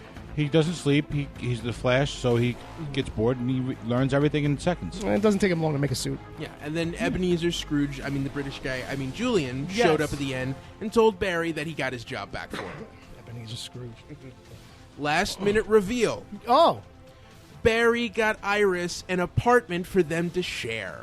Oh. How about a casket? He should probably get her a casket. Because she's going to die. I just want to point out he did that while he had no job. That's true. That's true. He was out of work Right. for a couple of weeks. Got his job back. Julian hooked him up, got him his job back. That's why he got the apartment. Because actually, Julian gets him his job back. Yeah. Julian. Well, no, I think... No, he had to have this set up beforehand because on the episode he gets his job back, then he shows her the apartment. But when did he have time to get the apartment? That's a good point. That's a good So point. he had to get the apartment. That takes a while. While he was unemployed. That's true. That takes a while. But he But did when you're have the free unemployed, time. you can't pass the credit Well- check. Hey, this guy owns Star Labs now. I forgot. Right? So he's like kind of Yeah. rich. Kind of. Kind of. Or at least Kinda. property-wise. Like, he doesn't have to be a CSI. But I feel like, here's the other thing. I feel like Star Labs doesn't do anything to generate money. Well, that's or what income. HR is trying to do. And Oh. Barry keeps saying, no, you don't understand what we're doing here. We can't have people around. That's- Right. But meanwhile, HR, he's just trying to help. He's like, all right, but we're eating almonds He's every like- day. yeah, he's I like- don't know how anybody eats or pays for anything. Anyway, so that's the last minute reveal on that. On Flash. All Now, right. on to Wednesday. Wednesday, And Arrow. Arrow. 4 years ago, Oh my gosh, again? Okay. Oliver the Hood took down and killed a drug company executive named Claiborne Oh. for making poor people sick and ripping them off. Gotcha. That's the basic gist of all the flashbacks. Okay. In the present, outside of the Star City Hall Christmas party, Curtis, or Mr. Terrific, was attacked by Prometheus in front of his husband Paul. Oh, Paul found out Curtis is a vigilante, gave him an ultimatum, and ended up leaving him by the end of the episode. that's no good. Artemis showed her true colors and told Ollie, I don't like the fact that you used to kill people, so I'm going to side with the guy who is currently killing people. Fair enough. That's what you do. Yeah. Prometheus kidnapped Felicity's new boyfriend, Billy, and, Hey! and Oliver Meanwhile- accidentally killed Billy. They could have came up with a better name for that guy they killed. Just saying. Go on. The team figured out Prometheus is the illegitimate son of that guy Claiborne from the flashbacks. Who just happens to be course he an is. awesome killer. Well, yeah. So the guy that wait. Well, he's had 4 years to train. So the bad guys. So now he's trained in 4 years and he's basically better than Arrow or a threat level to Arrow because he's been holding Arrow off at the bay. Well, he's been studying his style meticulously. Is this a deviation from the comics for the history of Prometheus? Oh no, this is a completely different character. This Because is not- Prometheus, I remember, is the one who infiltrated Justice League, right? Yeah. Okay. Yeah. Because I was Yeah, like, no, this is not guy that- this is not this guy that Prometheus. This guy is not that guy. That guy was like four Batmen Yeah. put together. Like, you know what I mean? Yeah. Ugh, they should bring that guy. That guy should just wreck shop on every show. Anyway, go on. And Diggle was tricked into being arrested by the feds. Remember, he's a fugitive.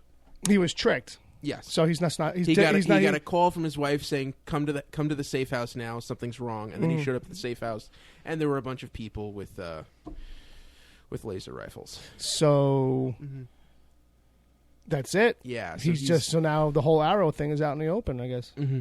Well, no. It's just they got a tip that a guy who had escaped a federal prison was in Star City. Oh, I'm thinking of the real world where the feds would be so fucking thorough that they would probably have all this information now. Well, you don't know what feds. I guess just agents. You don't know if it's like, Yeah, just people with bullets with laser pointers at the ends of them. So you're saying basically this isn't Clarice Starling we're getting right here? No. This is okay. Okay, fair enough. No.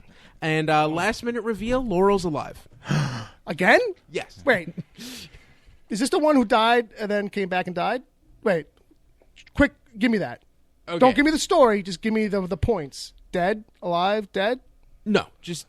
Alive, dead, not alive. Yeah. Alive. Sister died, brought her back from the dead, then she died. Okay, so this is just what canaries do. Yes. This is black canary, white canary, now same story. Uh-huh. Okay. So it's like whatever my sister does, I have to do. Mm-hmm. Evidently. Whatever you can do, I can do better. I don't know. Yes, you can. No, you can't. Oliver walked in the room and she said, "Hi." Clone? What do you think? Clone? I don't know. Nanites? Side effect of Flashpoint?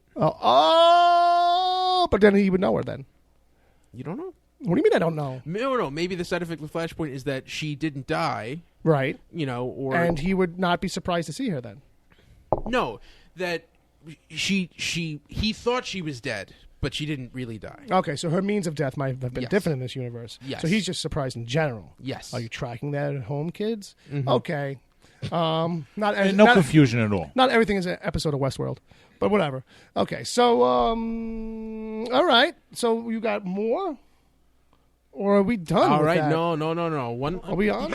Everyone forgets Thursday. Oh, everyone gets Thursday, and DC's Legends of Tomorrow. The Cosby Show? That was a Thursday show. All right, DC Legends of Tomorrow. The Legion of Doom, or as I will be calling them for the rest of this recap, LOD. LOD. Which is the Reverse Flash and Damien Dark, and now Malcolm Merlin has joined that posse. But I thought that guy was kind of like gray. I thought he wasn't like good or bad. He was like in the middle. Yeah. But now he's a bad guy. Okay, so now he just kind of... Well, he was head of the League of Assassins, and then they kicked him out. Well, that's true. Those guys are probably bad. They're assassins. Yeah. Good point. So anyway, those three guys traveled to 1927 Chicago. Oh, my God. And joined forces with Al Capone. Well, that's what you do. Mm-hmm. Gotcha. Yeah. Right. The legend showed up and had to pull a near-dead Elliot Ness out of the river. Yeah. Okay. Sure. Nate pretended to be Ness and helped the feds start investigating Capone. Was there a lot of people talking like this? Yeah, they tried that and then realized, no, people in the 20s didn't actually talk like that. That was only in film. Where there are newsboys on the corners going, extra, read all about it. Yeah, that was like a whole side story where like Ray Palmer thinks that, this is actually, that what happened in The Untouchables is the truth. Is that really a thing? Yeah. Like he's using all his base reference from the movies? Like he fucks it up and like Nate calls him on it. You can't... But that's what Sean Connery did. Something like that. Yeah. Okay, that's actually pretty cool. So Sarah and Stein were captured by LOD. Okay. R.L. Stein? Maybe. Dr. Stein. Dr. Stein. Oh, Dr. Stein. Dr. That still doesn't necessarily answer my question. Dr. R.L. Stein. The smart guy from Firestorm. Oh, okay. That guy. Yeah. Okay. But he's still not R.L. Stein. No, he's not. Just checking. No, he's Dr. Martin Stein. Bob needed a hard confirmation. So Marty. Yes. McFly. Told... We're just going to derail you left and right. I'm told Sarah about his daughter. Sure. Who wasn't alive and now is. Magic daughter, right. Yeah. And the team, and Sarah given the... she's all an right. aberration. Anyway, the team led by Mick, or Heatwave, who was starting to have visions of Captain Cold talking to him. Okay. Broke Sarah and Stein out, but when they got back to the Wave Rider, Stein was actually Reverse Flash in disguise. Okay. Oh. He and the rest of LOD trashed the Wave Rider. Nice. Sarah fought Merlin to a standstill and ended up making a deal to trade Stein for that amulet the team found in the 80s. Okay, so that kicks back to a previous episode. Yes. Gotcha. The LOD combined the amulet with a different amulet that revealed a map to the Spear of Destiny. Oh my God. Ooh. That's a Jesus thing, right? Yes, the Spear of Destiny is the spear that pierced his side? Yes. Okay. Yes. All right. And it is big thing in Earth 2 DC Comics lore. Anyone read All-Star Squadron or Infinity Inc. in the 80s. Gotcha. The Spear of Destiny. There you go. Big thing. There you go. Okay. But that was not the last-minute reveal. Oh, no. What was? The last-minute reveal. Yeah. Rip Hunter Yeah. has an American accent and is directing a movie in 1967 Los Angeles. Of course he is. That show. Okay. What's next? You got more? That's it. That's it? That's all it, we got? baby. Oh, my God. Mm-hmm. That's the DC TV report for this man. week. Check back, everybody. Oh, man. Let's just listen to You Barry. need to do something first. You need to believe in the impossible. Can you do that? Can you do that? Did you do that? I did that. I did that. All right. So that's like cool stuff. All right. Ed, what's in the document for right now? The next thing on the document is a little thing called pitch versus pitch. Are you people insane? I'm the director. I make the casting decisions around here.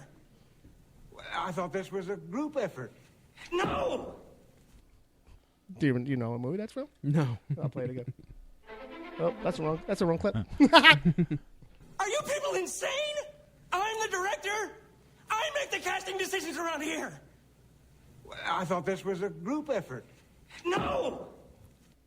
It's from Ed Wood. Ah. I felt like with a thing we do like pitch versus pitch, why not come in every time with a little bit of Ed Wood? And I got another quote to go out with when we wrap this up. All right. But yeah, so last week, pitch versus pitch is a thing where every week one of us gives out a movie title, and the other two, or whoever's at the table, has to come back the next week with a pitch for that movie. It's a fictitious movie title. We had a couple of normal ones, regular ones, straight up, and then I threw a monkey wrench in the whole damn thing because it was my turn last week, and I said, let's do the Wicked Theory podcast, the movie. The movie. The movie. So, I don't know, between the two of you, because it was up to Ed and Bob, who wants to go first? You can go first, Ed. You son of a bitch. You son of a bitch. I went first last time. We were paired off. Fair enough. Fair enough. Fair enough. All right. What do you got, Ed? The Wicked Theory podcast, the movie. Yeah. He's got a document and everything. Sure. He's probably got a spreadsheet and a flow chart. Tells the story of an artistic stoner What? named Bill Sweeney. That's not true. Go ahead. I won't interrupt. Who Go ahead. leads a group of geeks on a quest Yeah. for a toothbrush. Wow. Okay. So, same setup we got here. Yeah. Fans of the Wicked Theory podcast will come to the movie. They'll see us, the end of us recording a podcast. Right. And Bill will be going to brush his teeth, and just before it spontaneously combusts, Oh, shit. and you realize this was the toothbrush Palmer mailed to me. I don't know what the Okay. heck that was about. Right. And in trying to find that new toothbrush, Yeah. the three of us go on a cross-country quest. So it's almost like Lord of the Rings type thing? Oh, yeah. No, I'm thinking more like. No, you're not thinking. I'm thinking by it. Fair enough. Fair enough. Fair enough. It's his. No, it sounds to me sorry. like more like. Oh God. All right. This is a The road White trip. Castle. White Castle. Harold and Kumar. Harold and Kumar. Yeah, this is a stoner road trip movie. Oh, okay. All right. Fair enough. Yeah, this is something I'll road trip or Fear and Loathing in Las Vegas? Cheech and like a high planes, trains, and automobile. like a stoner plane trains and but we automobiles. run into a lot of different. We actually meet Steve Ditko. Oh, okay. Um, I'm sure that goes well. yeah, there's a whole thing, and then like halfway through the movie, we realize, wait, where's Dom been this whole time? Oh, shit. He's been kidnapped Oh, all right. Now it all makes sense. Okay. by the guys who Palmer stole the toothbrush from and sent it to us for. Okay, because evidently that toothbrush was some secret government thing, Right. that needed to be protected. In 1980s goofy movie fashion. Yes. Right. I got you. I got you. So there's a whole montage Yes. of you guys sitting down at this table and me laying out an entire plan on a whiteboard for how we're going Okay. to get Dom away from these guys and break in and stop, and free him. Gotcha. And you just walk over to them and say, hey, I'll give you what's left of this toothbrush if you give me Dom. And they do it. It's a lot of overbuild. Yes. I got you. Okay, fair enough. So yeah, that's the big giant. And then Dom freaks out and is like, "What? That's it." So that's the big giant Wicked Theory podcast movie. All right. Now here's the treat. Oh, okay. Which is the cast. Okay, fair enough. All right. What is your casting on this? Bill Sweeney, played by Jared Leto. All right, I'll take it. Bob Sweeney, played by John Goodman. All right. Oh, come on. You make it sound like I'm 500 pounds, Ed. He's not anymore. He's slimmed up. Right. I think it's more of an age thing. But it might be that. But all right, who else? Hayden Panettiere playing Dom Tory. Hayden Panettiere!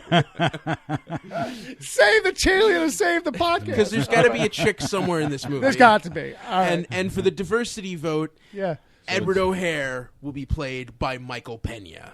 Oh, very nice. Very nice. Very nice. And the voice of Agent Palmer, comedian Rich Voss. Oh, well, yes, I like that. I like that idea. It's amazing.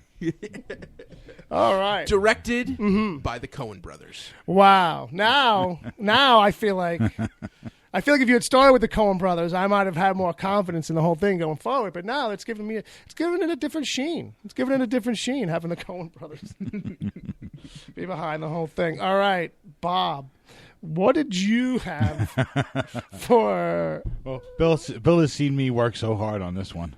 Well, yeah. Hey, hit me with it. I did research on this morning while watching Jay and Silent Bob Strike Back. Okay, so what is your pitch, bud? Basically, the Howard Stern movie. Okay. But it's the Wicked Theory podcast movie. Mm-hmm. The whole the cast of the Wicked Theory podcast plays themselves. Okay. Right? Right. Okay. And in flashback sequences, they're just made up to look younger. Okay, it's just a lot of... For better or worse. For better or worse, a little too much makeup, maybe. Right, just like Howard Stern and then the Howard Stern movie. Continue. All right. Okay, it's basically a story of the struggles to become famous in the podcast community. I have no idea what you're saying. Okay. If you want, do that. No, I mean, just give it a minute. So. Well, fuck it. Dom Tory's here, ladies and gentlemen. Yeah, kind of disrupting things a little. No, it's good. It's good you're here. We haven't had you here for a while, man. I just missed a name drop. I don't know if you were listening. Yeah. But your name just got mentioned. And in Ed's version of the story of the Wicked Theory podcast, you are played by what was it? Hayden Panettiere. Hayden Panettiere. Wow. Yeah. I'm flattered. She's pretty gorgeous. She is. She's a good looker. She is. All right, so where was I? All right, in my movie, it's basically like the Howard Stern movie. Right, yeah. Everybody kind of everybody kind of plays themselves, and when the flashbacks, they play themselves just made up to look younger. Right. It doesn't really hold up all the time. Yeah, right, it doesn't. It's just, you know what I mean? Yeah. And it's basically a story of trying to get the podcast become famous. Okay. And all the struggles of like getting interviews in Comic-Cons and things like that. Yeah. Movie premieres, etc. And trying to get traction, trying to get listeners. Right. And then as you become famous, all the people who gave you a hard time said it'll never work, you get to now abuse. I like the idea that it's kind of like written from a place of like... maybe in the Jay and Silent Bob fashion, you go to their houses and you knock on their doors and kick their asses. There you go. A little bit of both from column A, column B. Right. I do like the idea that like to build towards this fictitious... Yeah. It'll be directed by Kevin Smith. Okay, right. Who else? What else you got on it? He needs work. He's not working enough. Yeah, well, he's pretty stoned all the time now, so. That's what I mean. A guy like that needs work. Yeah, and of course, the Weinsteins will take care of everything else, pretty much. Fair enough. So who's so it's just all of us in it. All right. Yeah. So I do a little low budget. Keeping it cheap, man. I like that. It's just about poking fun. Yeah. At becoming famous. There you go. All right. So I feel like what I do like about that is like the idea that, like, because there is no real big fame going on here. Like, you know what I mean? That in the movie, like, that's what's the joke is that, like, Right. Even like in the real world, there is no big. Right, we're not really famous. Yeah. So, but we're like, we're telling the story like that. We were already famous. Right. So there's a like, certain and then point, like kind of like telling the story of how we got famous. Yeah, right. So at a certain point, it becomes obvious to be bullshit, and then at that point, it could get more ridiculous. Right. Like oh, that's fucking good. Fucking wow, it's tough. That's tough. It's tough to make a choice now. I gotta choose between these two. Oh my God, Dom, I wish you had been here. You could have helped me pick that for this slow. Ed did a lot of work on that. He did. He came up with a good one. I liked it. Yeah, I mean, and I think they are very different. Yeah, yeah, they are. Yeah, I was afraid it would be a little more similar. They're different enough that they could each be made, but not as the same title. Mm-hmm. You know? Yeah. Like there's two totally different approaches. What was yours again, Ed? I was actually worried about that. I had a stoner road trip. Right, stoner road trip. Right. That's why I forgot. That's why I forgot. Howell and Kumar kind of. It felt like a slice of life to me. Too much. A little bit of White Castle, a little bit of Guantanamo Bay. Mm-hmm. I'm gonna go with Ed's, and I feel like it's because I want to see what. Because I like that it's a more heightened version. Like I feel, like there's some more fun in that for like I don't know, just for me to play ridiculous versions of the truth. You just like the Jared Leto's playing you. Well, I could get Jason Mewes to play you. Well, it would be more accurate. And either way, Kevin Smith would be me. Well, I was just Bob's Bob's recasting his whole movie. If you want to go with cast, see now Bob's trying to win me over by recasting his whole movie. You can be Anthony Hopkins. What you can be? Anybody could be you. We can. No, but you made your decision, and thank you. No. It was a good decision. And you know what? You know what I'm realizing is maybe it's because in your version, Ed, I do less work. Maybe that's what it comes down to. And Bob's, I got to be there every day. I got to star in the thing. I got to do the press junkets and all. I'm turning you into a movie star. Yeah, I know. I always it's always that tug and pull with the whole fame idea, who doesn't want to be a movie star? That's all right. No problem. I'll get Jared Leto to star in mine. Say, Bob's got to try and take it. Or you can get Hayden Panettiere. Well, that's the thing. And that's there the you thing. go. Maybe I just want an opportunity to talk to Hayden Panettiere and try and make something happen over there. Like not get arrested for talking to her or something. So Dom Torrey has stumbled into the building. Dom Torrey, hey, how you been, buddy? Wait, hi. I've been good. Hi. Where are you coming from? How you been? Home. Where you From been? the house. You guys want to just continue on with the show, and then after the show, we'll catch up and chill it out. Yeah, we can do that. I figured that. Yeah. I don't want to put the brakes on anything. Yeah, I got I you. don't wanna So then, in that case, we have one. Feel free to join in. No, of course. Yeah. So in that case, sorry about that, kids.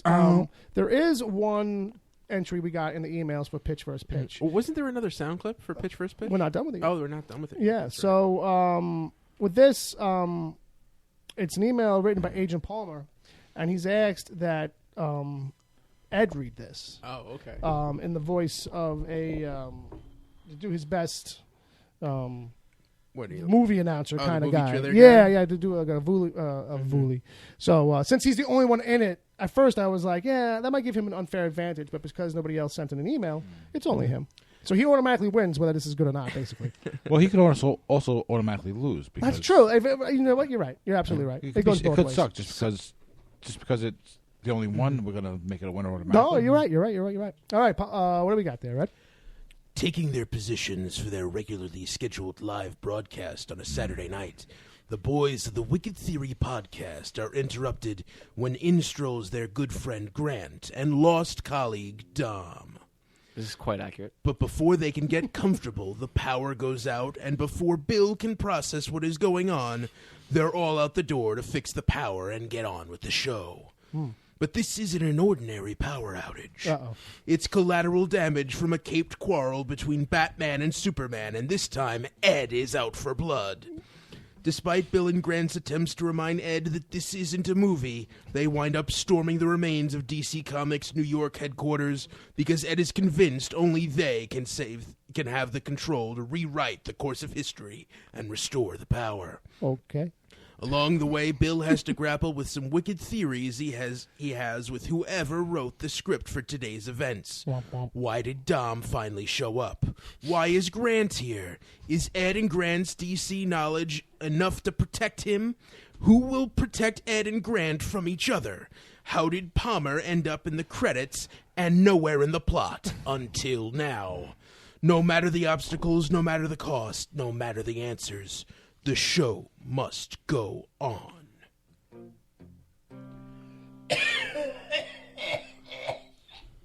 I'm impressed. I was holding that back for a while. Okay, so the cast here. I'm impressed.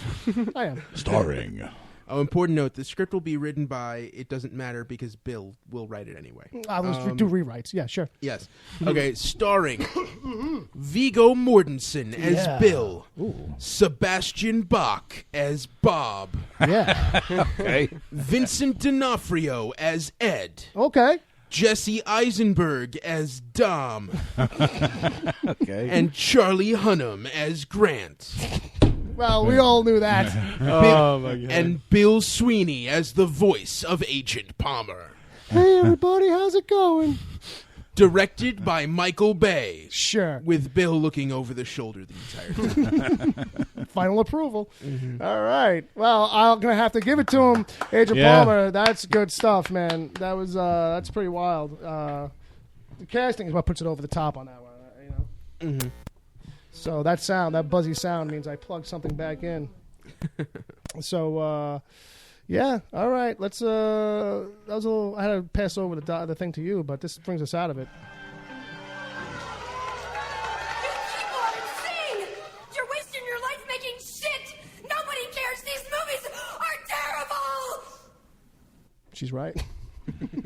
Those movies are terrible, but thanks for playing, people. I really didn't give out a pitch request to you because I think you kicked it off. We went 3 around. Yes. So, because next week I don't know what's going on with the show. We might record ahead of time or something like that because we've got Rogue One coming.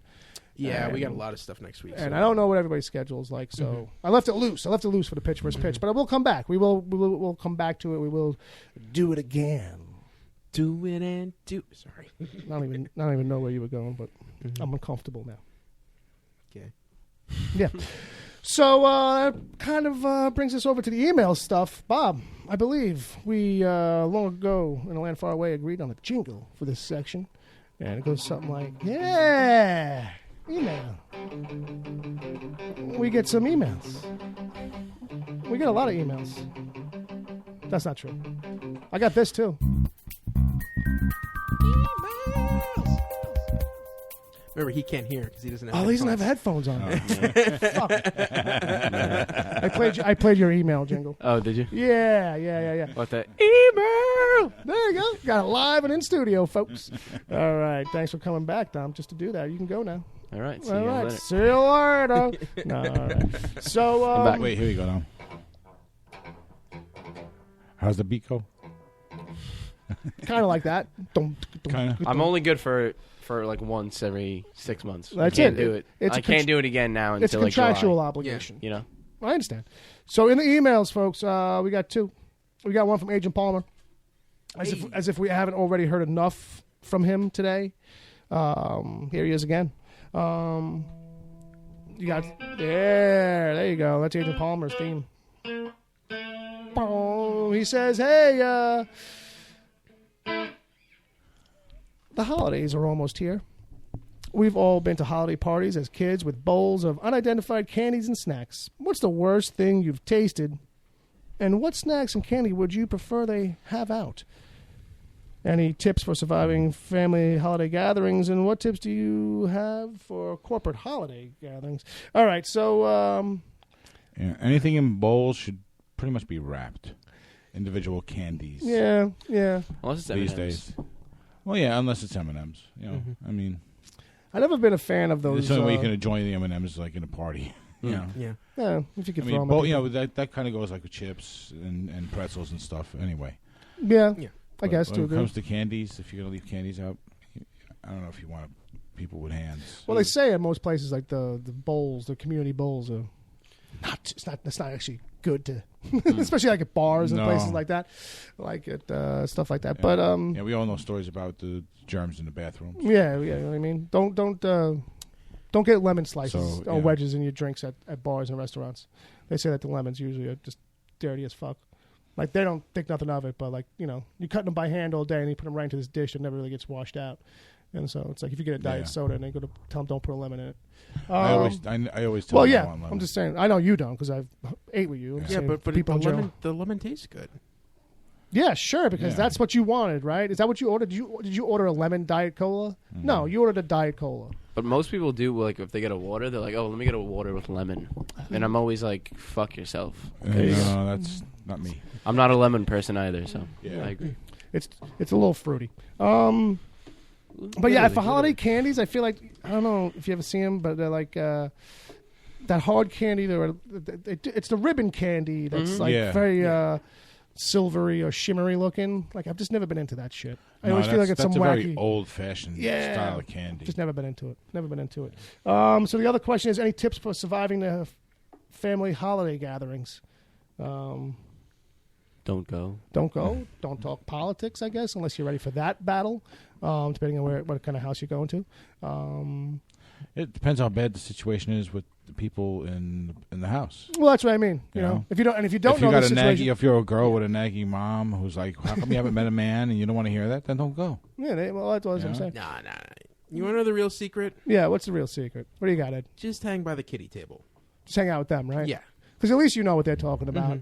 You know what's going to go on there. Yeah, I mean, it's all crayons and stuff like that. Anyway. It's basic. Mm-hmm. It's basic. It's simple. Yeah, and if you wear a purple shirt, you're in good company. Yeah, bright colors. They like that. Yeah. Well, Barney. No, I got you. You know. True. I got you. But I'm thinking besides, they're easily impressed, those kids. They are. You know, easy to make them laugh. You know.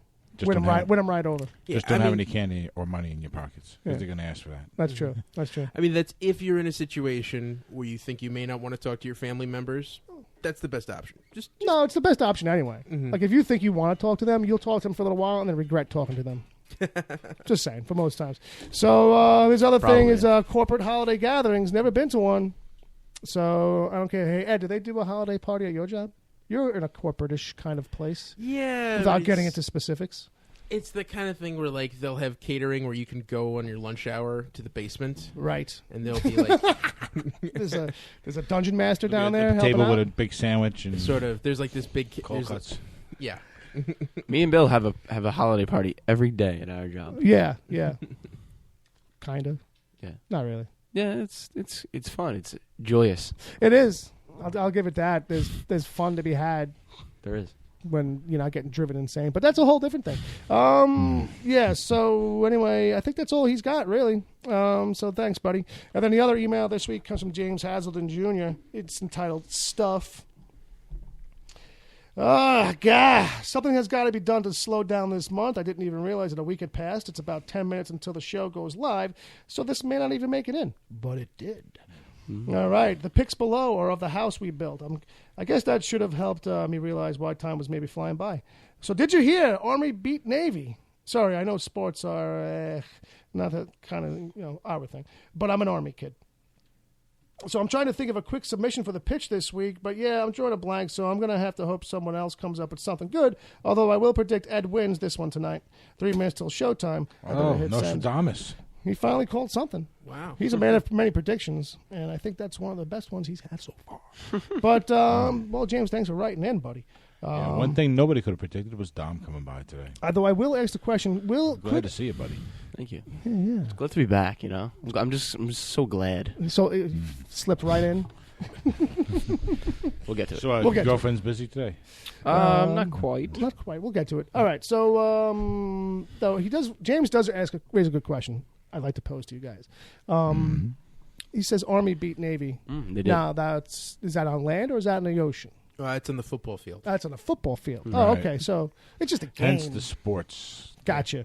Okay. I thought maybe that might have been something I didn't know about. No. Like I might have missed a Twitter alert or something. You know what would be a really cool Army-Navy competition? What is that? Is if we took...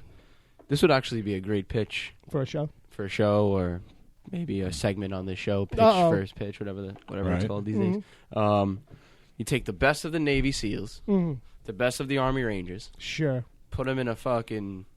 I don't know. Competition? Kind of head-to-head? Some kind of competition, either like some kind of American Ninja Warrior type thing, paintball, UFC, deathmatch. Making a bunch of fight different to obstacles. the death. Sure. Put it on Fox. Make fucking there you go. Terry Crews the fucking host.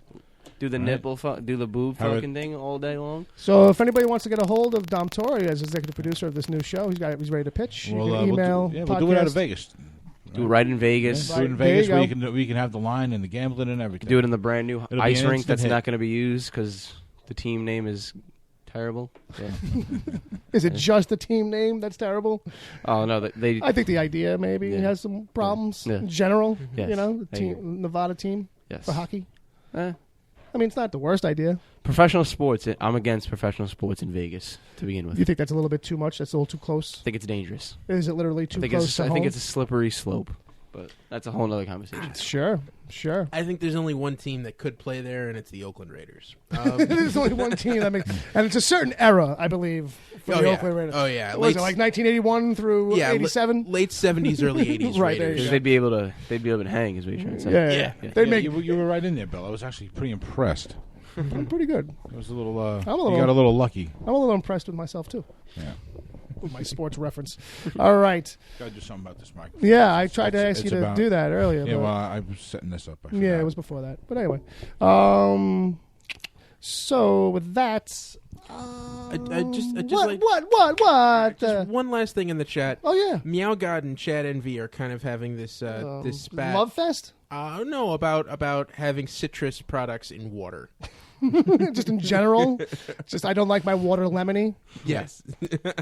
I think that's a thing. Meow God's saying just squeeze some lime in a glass of water every morning first thing after waking up. Like that's supposed to be really healthy for you. Hey, that's good. A lot of people eat a lot of crazy stuff first thing in the morning. Some people drink their pee first thing in the morning. There's that. Is that right? That is right. Yeah, Some people, that's right. You know, they swear by it. You see, I think this just shows how stupid people celebrities are. Because Scientology tells you how stupid celebrities are. Because the only people who I've heard that from are really big name, beautiful actors. And people who have mental issues. And they're already perfect. So if you drink your own piss and you're already perfect, obviously you're going to say that piss is what's helping me. No, that's helping you stay perfect. Right. That's the argument. Ingesting any impurities. I think this is just a joke between the LA doctors community, just to say who will get to do it. Our clients are so rich and they pay us so much, they will do whatever the hell we tell them to. It's like the big lie, right? It's the big lie. I know it sounds crazy. I know. But this is really good for you. It's everything your body already tried to get rid of. Put it back in. Oh, yeah, that makes sense. All right, so ladies and gentlemen, boys and girls, we're going to wrap up the show a little bit. But, hey, if you listen live, don't go nowhere because we're not going anywhere. We do a little thing called the after show these days. And really just, just hang tight. Bob's going to take us out of here in a second. We're going to hang out. We're going to talk with Dom, play a little catch-up, right? A little catch-up. And then Ed'll still be here. And Bob will be coming in and out. He'll be here. I'll be here. And the people on the chat, they'll still be there, right? I hope so. Well, they better be because there's only 5? Well, it's more than last week. Nice handful of people. We got Hanno in there. We got Chad and I wasn't actually looking, just to let everybody know. I was just being sarcastic. James from Louisiana. We got Tom K. We got Dom Torre. Hey, wait a minute. Wait a second. That's Dom Torre 55. I'm just looking at the doc right now because just to kind of bring it all together. Yeah. And then we also got Meow God in there, and they're all getting along lovely, which is amazing. Bob, when you're ready, take us on out of here.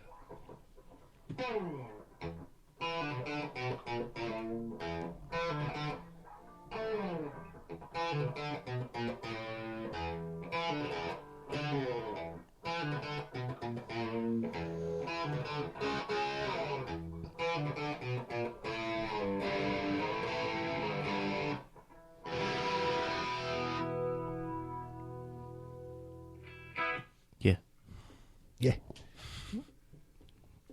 So, So what's up? I forgot about that thing.